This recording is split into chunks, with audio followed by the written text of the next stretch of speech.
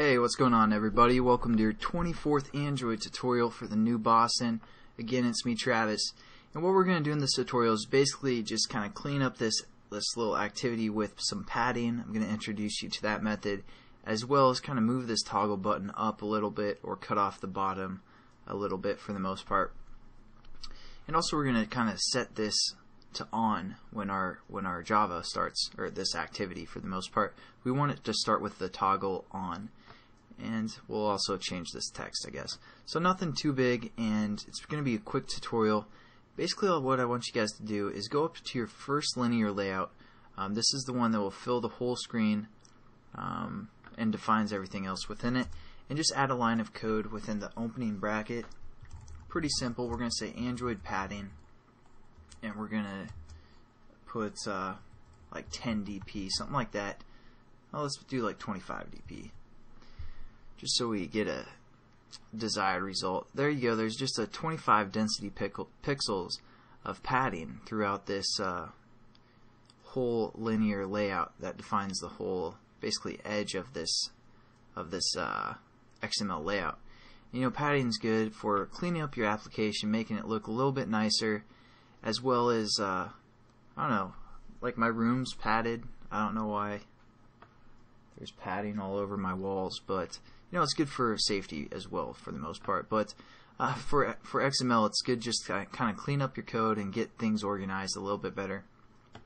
Now what we're going to do is just basically you can add padding within a direction. So what we're going to do is use that on this toggle button and just basically cut off the bottom 10 pixels. So we're going to find our toggle button, and as you can see, I started right there. But we're just going to add again one line of code, Android padding, and as you can see, you can do padding around the whole thing, padding to the left, padding to the top, bottom, right, and we're just going to select bottom and do 10 density pixels as well, and check that out. That looks pretty good for the most part. Now we're also going to add one more line of code to you know, get that to turn on when for this XML for the most part. Again, you can't really change anything in the XML once your activity starts. You have to define everything within Java. So we want kind of, you know, our XML looking the way that we want it to look when our Java class starts or sets the content view. So what we're going to do is we're going to say Android. Again, if you just put the colon, you can see all the methods you can use for the toggle button. And there's one called checked. We're going to set checked equal to true. And you can set that equal to true or false. Basically, if it's false, it would be off, and true, it's on. So there we go. That looks pretty good. Let's set this button up now to, or just change the text to try command.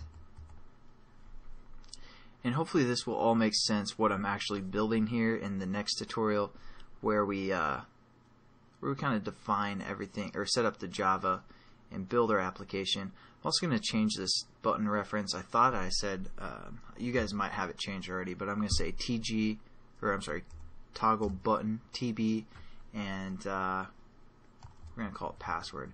I believe I said that. I don't know if I did or not, but just change the reference to TB, toggle button, password for the most part. And then we're good to go, and I will see you guys in the next tutorial where we're going to start with the Java. So I'll catch you guys then. Have a good one.